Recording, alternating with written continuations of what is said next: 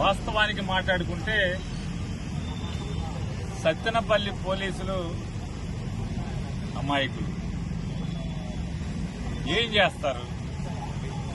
పైనుంచి పాలకులు తప్పుడు కేసులు పెట్టండి, తప్పుడు కేసులు పెడితేనే వైఎస్ఆర్ కాంగ్రెస్ పార్టీ వాళ్ళ మీద తప్పుడు కేసులు పెడితేనే మీరు లా అండ్ ఆర్డర్ కుర్చీలో ఉద్యోగంలో ఉంటారు, లేదంటే కనుక అయితే సస్పెండ్ అవుతారు, లేదంటే లూప్ లైన్ లో ఎక్కడో అక్కడ కనీసం జీతం కూడా రానటువంటి ఉద్యోగంలోకి వెళ్తారు అని చెప్పి బెదిరిస్తే ఎస్పీ ఏం చేస్తాడు, డిఎస్పీ ఏం చేస్తాడు, సిఐ ఏం చేస్తాడు?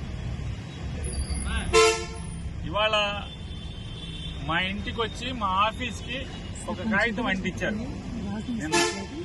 ఏమని కాగితం అంటించారు?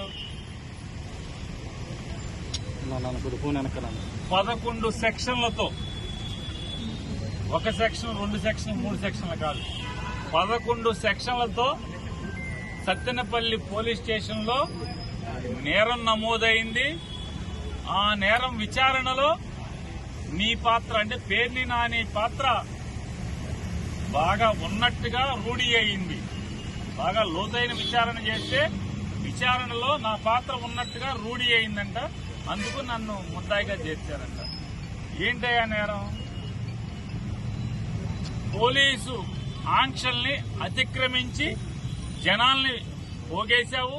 నువ్వు పోగేసిన జనం విచ్చలవిడిగా స్టంటులు చేశారు. ఇక్కడ ప్రాణాలకి ప్రమాదం వచ్చేట్టుగా ప్రవర్తించారు, ప్రజలకి ట్రాఫిక్ అంతరాయం కలిగించారు. ఇట్లాంటి అనేక రకాల నేనొచ్చిందేమో జగన్మోహన్ రెడ్డి గారికి 3 కార్లు 100 మందికి పర్మిషన్ ఇచ్చారు.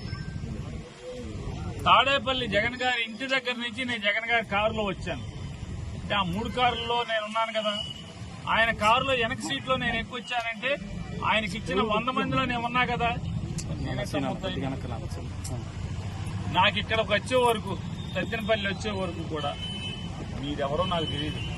నా తరపున పార్టీ పంపిస్తే నాకు అండగా వచ్చినటువంటి వకీల్ గారు ఇక్కడికి వచ్చే వరకు ఆవిడెవరో నాకు తెలియదు.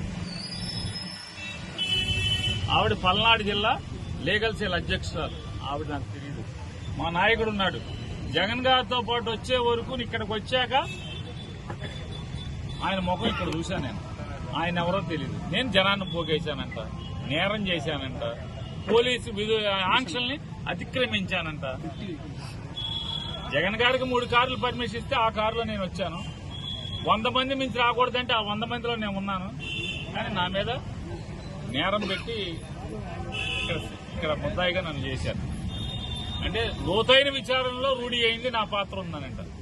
నాకు ఇక్కడ నేను ఎవడావటో మాట్లాడాను, ఎవరిని పిలిచాను, నాకు కౌన్సిలర్ కూడా నాకు ఎవరో తెలియదు, ఇక్కడ చైర్మన్ ఎవరో నాకు తెలియదు, వైఎస్ఆర్ పార్టీ వాళ్ళు ఎవరో నాకు తెలియదు, ఆ రెంటపాలు ఎక్కడో తెలియదు. సత్తెనపల్లి, నిజంగా సత్తెనపల్లి నేను నా జీవితంలో మొదటిసారి నేను వచ్చాను. నేను ముద్దాయిగా చేస్తాను.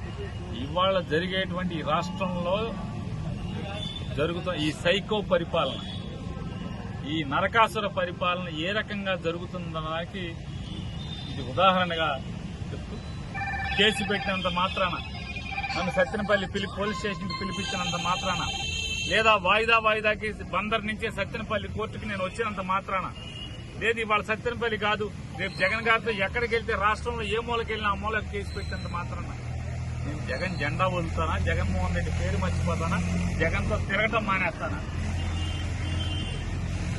నీ ఇష్టం వచ్చినని కేసులు పెట్టుకోండి. మా మీద, వైఎస్ఆర్ కాంగ్రెస్ పార్టీ వాడి మీద, వైఎస్ఆర్ జగన్ జెండా మోసేవాడి మీద నువ్వు ఎన్ని కేసులు పెట్టినా జగన్ జెండా మోసేవాడు జెండా వదలడు.